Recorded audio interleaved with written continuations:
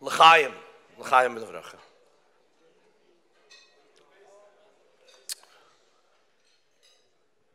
Good evening. What an honor and a pleasure it is to speak before you tonight.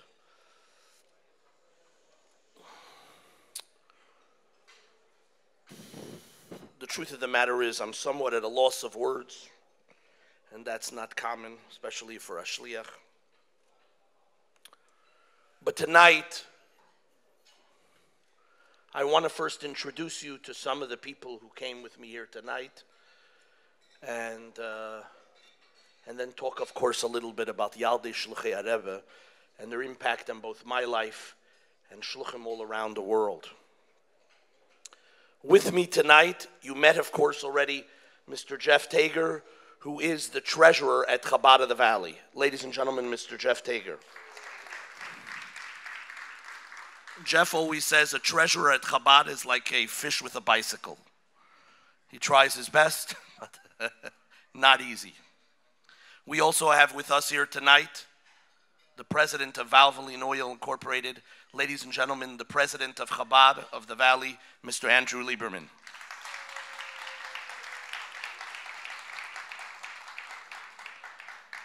As Andy can attest, being the president of Chabad is a lifelong journey, and he's tried many times to give it up. Unfortunately, there's no way out.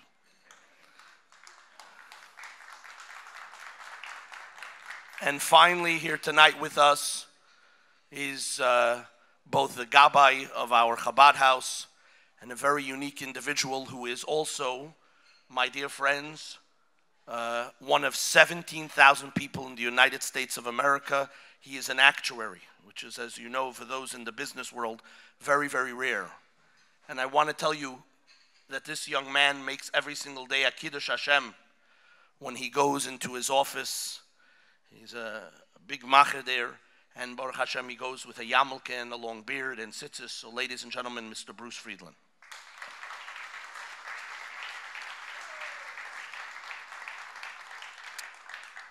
I make a quick welcome to my kindalach. Coming to New York on its own is already exciting. Kenainer, this year I had 4 kindalach in New York, so I'm always excited to have them here. Tonight, Baruch Hashem, I have 3 of my kindalach, my Yisrael, Chaim, and Levi Samuels.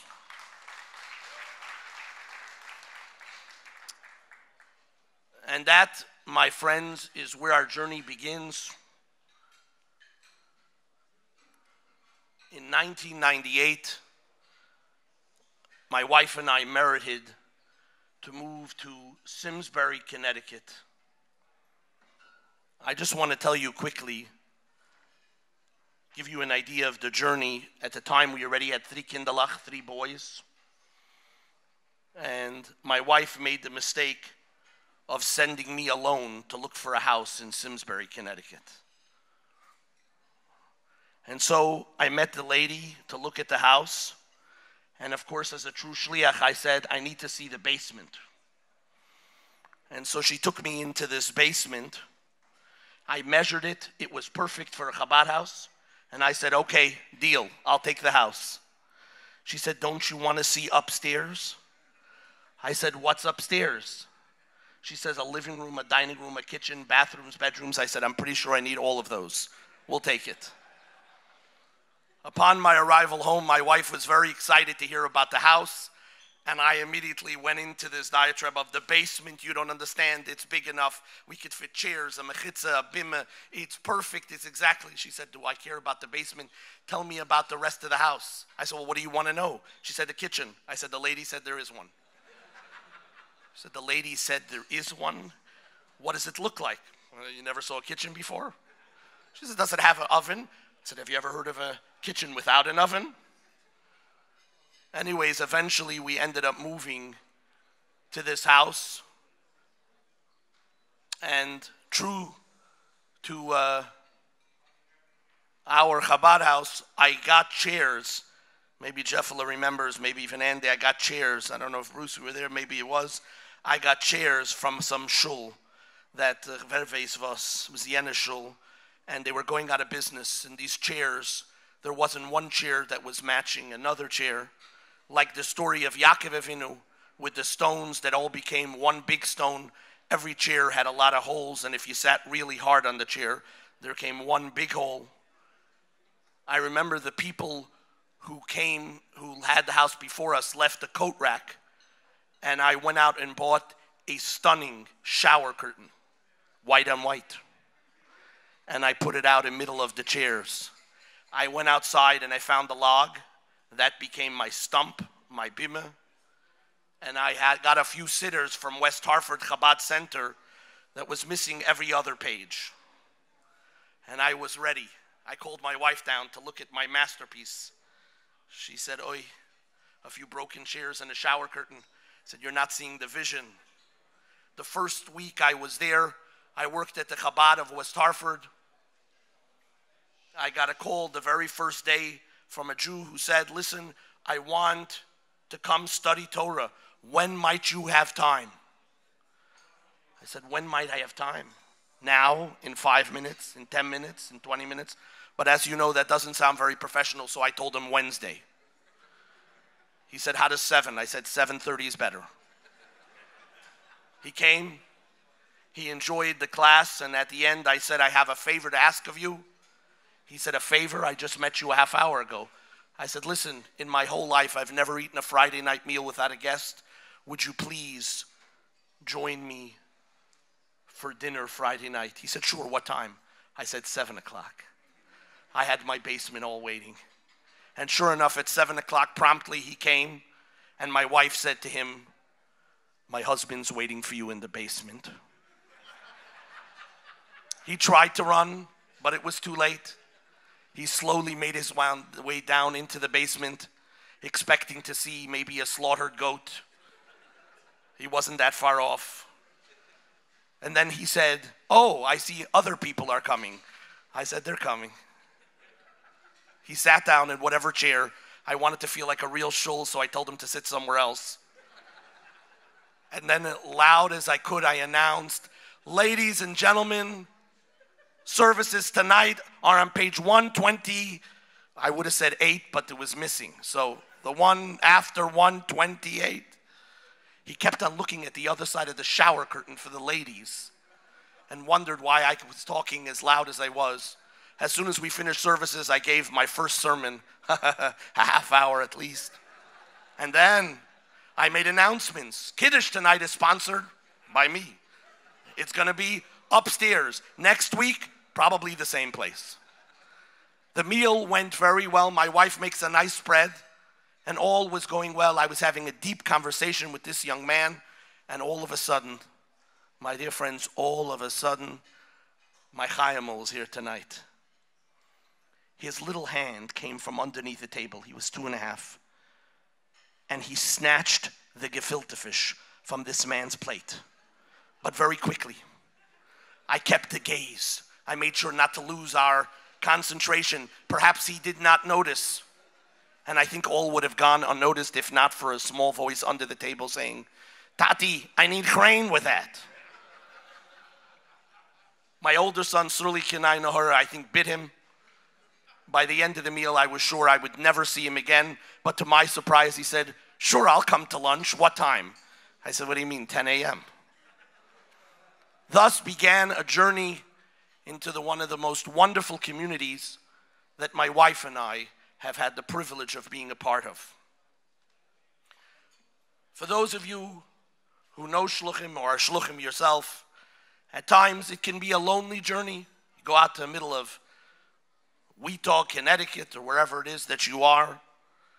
And Baruch Hashem, life begins, and we were privileged to have 6 kindalach, all boys. My wife doesn't talk to me anymore. Our youngest child was different. Birth was different. He was born a little early. And something wasn't kosher, as they say. Wonderful hospital in our area did everything possible, including a test that a feeding therapist, who is, by the way, today in the record books because of it, the earliest child who's ever been diagnosed with this, And she said, I was just in Brooklyn, New York with a bunch of religious Jews. Would you mind if I took a particular test, a blood test? It'll take about 2.5 weeks. Nothing to do with you. I'm pretty sure there are about 300 people in the world who have this disorder. It doesn't affect you. Do you mind if I am able to do this test for my research? We said, of course. To make a very long story short, after a month at the hospital, they sent us to Boston, and we were there. I have to give a shout out to the wonderful people at Rofe, an organization also that helped tremendous. And after Shabbos, Monday morning, all of the big specialists came in, and they said, okay, we're ready to help. We're going to test your child for everything and anything. And at that moment, I received a call from NYU saying the test had come back. I called the doctor, and the doctor was unable really to say. He was nervous. He said, Rabbi, I got to tell you something, but I'm having a hard time. I said, what is it? He said, well, the tests came back. This is a first for me, but your son tested positive for this very rare disorder, familial dysautonomia. The word positive usually in our lives is a good thing. It took me a few minutes to grasp what he was saying. My wife and I found ourselves at that moment, for anyone who's ever experienced our whole lives passed before us. That a child of ours was not healthy, not well, and we didn't know anything about this. As a matter of fact, Boston Children's Hospital, that prides itself to be one of the top children's hospital in America, called us into a big meeting with all the heads of departments and informed us that they prided themselves on being able to take care of any kind of disorder except for this one. You got to go to New York, they said. And an ambulance was waiting, and we end up in New York. I love New York, my friends. Oy Gewalt, it's a little different. NYU is a big hospital. We met the big specialist, but again, lost. We didn't even know questions, what to ask. And that's when I got the first call. And I have to tell you what it means to be a parent and not know, to be an experienced parent at that, and not even know where to begin. And the call comes in. At the time, it was Rabbi Gershon Sobel. And he said, I heard, Baruch Hashem and Lubavitch, nothing's a secret, that you had a special needs child. What can I do? I hung up the phone. He called me every single day. I hung up the phone every single day. But after a week, he wouldn't give up. And before we know it, he began to persist. I had questions. He said, I'm going to get you to the right people. I'm going to get you to the people you can speak with. And slowly but surely, our new life developed. The first year was the most difficult. But Yaldei Shluchei HaRebbe was there every step of the way.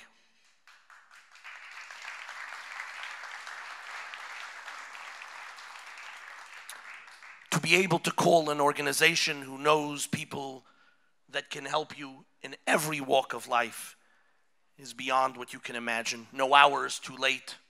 No issue is too difficult. Yaldei is always available. After a full year, my friends, our son went through some complications and had to have emergency surgery. As a matter of fact, we were sitting at a Friday night dinner.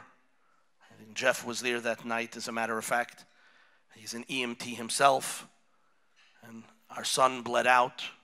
He took one look at him, and we called an ambulance. And we're in the hospital, emergency surgeries all Friday night, Shabbos. Again, I can't describe what it means to watch your child like this. Days turned into weeks. And our son, after the surgery, Lo Yaleinu, suffered a horrific stroke. And he wouldn't wake up. Every night I spent in the hospital. In the morning, my wife would switch I'd go home, shower, daven, and come back again. But I have to tell you, my dear friends, day after day, this became a lot to handle. The Frierdiker Rebbe tells us, God doesn't give you more than you can handle. I don't know what trunya is, but I was there. My dear friends, throughout this ordeal, Yaldei Shluchei HaRebbe was available to guide us, even to listen at the most difficult times. And to my community, there aren't enough words to describe what it meant that they were there for us, even though we were maybe not always present. And this particular day, I was walking down the steps of my home, of the hospital, and I had a conversation with the Lubavitcher Rebbe. I said, Rebbe, we give our lives to you. There's not even a question. But I can't keep watching my son suffer. I need a sign that you are here with us, that you're here. And as I walked out of the hospital, the concierge, a young boy, you give him a ticket and he gives you pay him and he goes and gets your car. I looked at the change that he gave me. He gave me a few dollar bills and one of them had writing all over it. And I was upset. And all I kept on thinking is, Rebbe, I need a real sign. And I don't mean a sign that a butterfly landed on my head. I'm a very physical person. I need a real sign. And I looked down at the dollar again. And this is what it said. Kibalti miyod kotshoy shel kveid kedushas admer shlita b'yom gimel elul tavshem emvav. I received this dollar from the holy hand of the Rebbe on the 3rd of Elul, tavshem emvav. The 3rd of Elul was the yahrzeit of my Zaydu who had just passed away, and my son is named after Meirel. Holding this dollar, I began to cry. The poor kid said, did I give you wrong change, Rabbi? I'll change it again. Don't worry. You don't even have to pay. I'll even give you someone else's car. Don't cry. I remember I called my wife and I said, I want you to know that everything is going to be okay. I know. And 45 minutes later, my son woke up.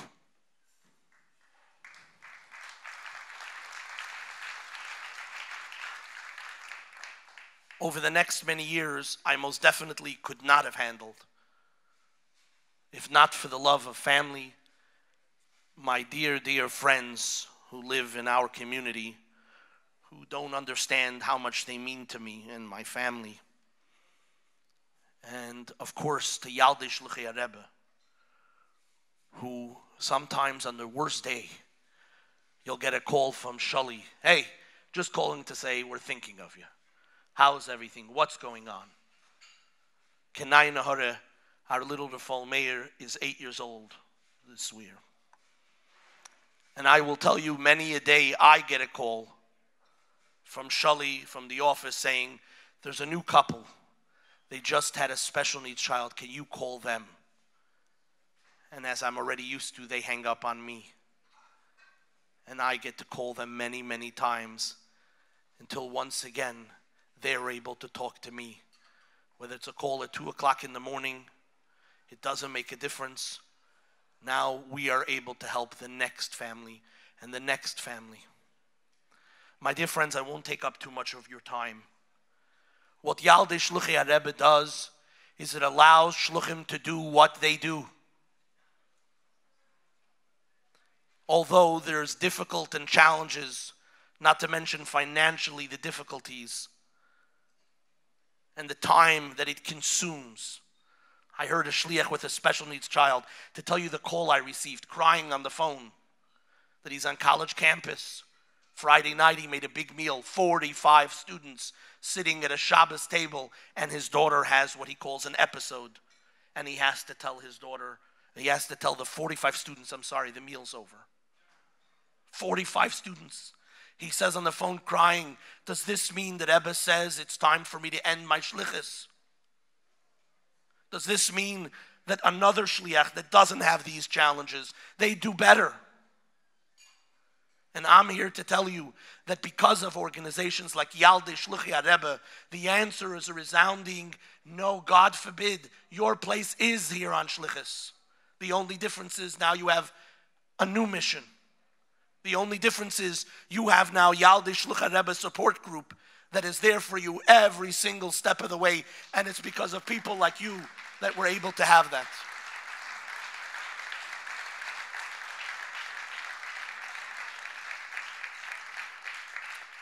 It's because of each and every one of you who supports Yaldei.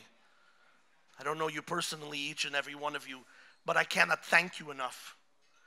It's at your merit that I'm able to put on another Jew tefillin, that I'm able to spend more time because you support organizations like Yaldei Shluchei Rebbe. My friends, I'll end off with one more story. Last year, our little Mendel, Baruch Hashem, we have a nurse, also the help of Yaldei, but we have a full-time nurse, comes every day for about 8 hours, and literally saves my wife's life. And last year, we were informed by the wonderful insurances, etc., that our son was no longer, as far as they were concerned, eligible for nursing. Apparently, the only way you can get a nurse today is if you actually have a scissor sticking out of your eye. And all the doctors called and yelled and screamed, and they said, we're sorry, but you're not eligible. And last year, Rosh Hashanah, we were informed we would no longer have a nurse. Devastating. Then what happens is an appeals department calls you. This wonderful department, my friends, let me tell you, this lady calls and she says, hello, Rabbi Samuels. The first question is, how is your Rebbetzin? I said, Rebbetzin, are you Jewish? She said, I'm not allowed to tell that to you. She says, but how's the Rebbetzin? I said, Baruch Hashem. She says, that's good. I said, are you Jewish? I can't tell you. After a half a year of her helping and calling and doing, we were informed that Lo Yaleinu, we would no longer get nursing. She tried everything, and unless, God forbid, our son is back in the hospital again, our nursing was over with. We were devastated. Baruch Hashem, again, to friends like yourself, people helped a little bit, and we were able to afford once in a while just to help my wife. We would pay out of our own pocket. I can't tell you what the expenses are. And of course, with my congregation, the congregants that are here today, the wonderful friends, without them, I don't even imagine. And they do you a favor. They send you a woman for 2 hours a day, so at least my wife could take a shower, to take a break. The people that they send you, unfortunately, you wouldn't let into your house, into your backyard, into your front yard, anywhere near your yard. And so it took a very long time. I guess the criteria is that you're breathing. And so until we could find someone who actually worked with our son, it took a while, but we got someone. And at least for those 2 hours a day, my wife had a break. But the expenses were too much. I'd still bring in someone every 2-3 days. And finally, it's a summer in June. I was with some of my kindalach who are here today. I went to the oil. And it was about 1:45 in the afternoon. My wife called, and she is crying. As you know, God forbid you hear your wife cry. What's going on? She says, the lady that comes for 2 hours a day, she just informed us she got a better job. She's leaving. It's too much. It's simply too much. I said, well, you gave me a letter to read to the Rebbe. I'm going right now into the Rebbe. I have no doubt that everything is going to be okay. And I went inside, and I can tell you my wife's letter verbatim. Dear Rebbe, thank you so much. Thank HaKadosh Baruch Hu, thank Hashem for entrusting us with this very special and holy soul. But as I am only a human being of flesh and blood, I can no longer handle alone. I am begging you, I need our nurse back 40 hours a week. In parentheses, she bargained. I'll take 20. And then immediately she said, but the truth is, I need 40 hours a week. And she signed her name. I read the pan, I ripped it up, threw it in the oil, turned around. As I touched the door handle, my phone rang. Hello, Rev Samuels, how's the Rebbitzin? Oh, how are you? Listen, I did never expect to hear from you again. She said, Rabbi Samuels, what did you do? I said, that's a very big question. In what area? She said, who did you speak to? I said, that's even a bigger question. She says, Rabbi Samuels, who did you bother? Who did you nudge? I said, you told me there was no point. I called nobody. She said, in that case, I have no answers. In 20 years, I've never had this happen before. But they just sent me a letter that all of your denials have been overturned. You just got back your nurse 40 hours a week.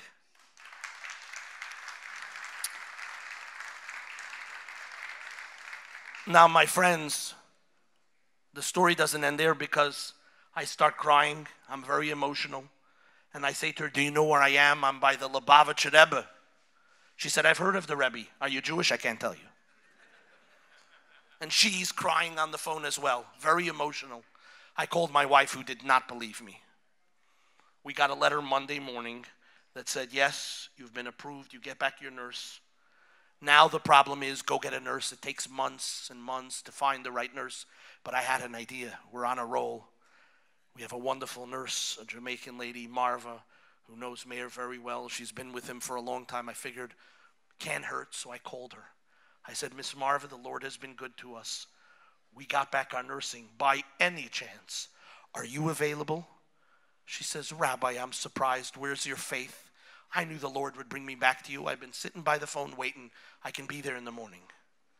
And Baruch Hashem, till today, Marva is our nurse. Kenai her at her home. During these difficult times, I will reiterate, it was Yaldei Shluchi HaRebbe that guided us, that spoke to us, that sat with us, that worried with us. Empathy, my friends. Empathy is something we got to learn from these difficult times. I'm reminded of the very first week I was on Shlichus. I got a call from a fellow crying, telling me that Lily had passed on. I put on my rabbi hat and informed him that immediately I would do everything possible. I would make a funeral. He said, you would do that? I said, of course. I would say Kaddish. You would do that? I said, yes. What else? A Kel Mole, of course. How about burial? He said, no, we took care of that already. I said, you did? Where? He said, in the backyard. I said, Strange, Connecticut. Haven't you ever heard of a cemetery? He says, oh, I wish we had more of those. I said, really? Connecticut is missing a cemetery? Of course, I found out that it was his dog that had passed on. My friends, as I learned for many years now, it means something today. A pet is a very, very important friend. At the time, coming from Brooklyn, I didn't know what to do. And I called a fellow shliach, and I said, I got this problem. Someone called me, his dog passed away. I got to make a bar mitzvah. What do I have to do?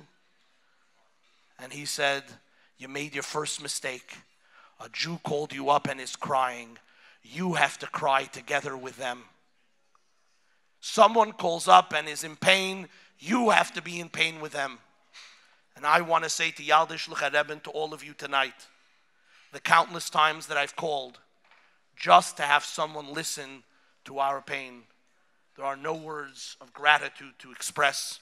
I only ask that you continue to support this awesome and unbelievable institution. And by doing so, continue to help the Shluchim worldwide. It is because of this effort, I have no doubt, that when Mashiach comes, these Kindalach will stand in the front row, and you will stand right there with them for helping their Shluchim continue their holy work. Ladies and gentlemen, thank you so much for coming tonight. L'chaim. May we hope and pray Mashiach come right away.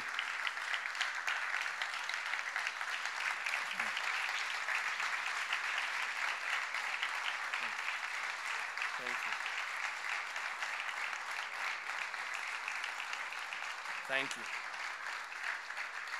Was achsidische verbringen tutuf ke malach mechol nishtuftan. As Rabbi Shor said earlier, first of all, I remember your father very fondly. My aunt lived right next door for many years. And so, we asked the Mashiach should come immediately. We should be zeicha to be once again together with your father. I want to ask everyone to say Amen. The Refal Meir ben Plumiyente should have an immediate refuah shalema. Amen. Thank you again so much.